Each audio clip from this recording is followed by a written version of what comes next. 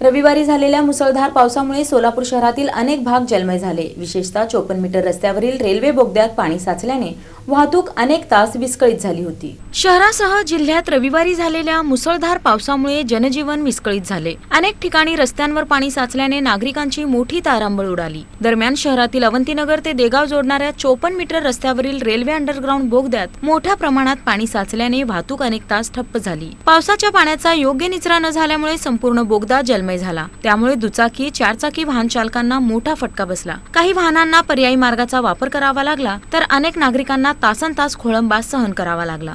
विशेष म्हणजे हा बोगदा तुलनेने नवीन असूनही पहिल्याच मोठ्या पावसात पाण्याखाली गेल्याने त्याच्या नियोजनावर प्रश्नचिन्ह उपस्थित होत आहेत। पावसाळ्यात दरवर्षी अशीच परिस्थिती निर्माण होऊ नये यासाठी पाण्याचा निचरा होईल अशी कायमस्वरूपी व्यवस्था करण्याची मागणी नागरिकांनी प्रशासनाकडे केली आहे। या घटनेमुळे शहरातील पावसाच्या पाण्याच्या निचऱ्याच्या यंत्रणेवरही प्रश्न उपस्थित होत असून संबंधित विभागाने तातडीने उपाययोजना करून भविष्यात अशी परिस्थिती टाळावी अशी अपेक्षा सोलापूरकरांनी व्यक्त केली आहे।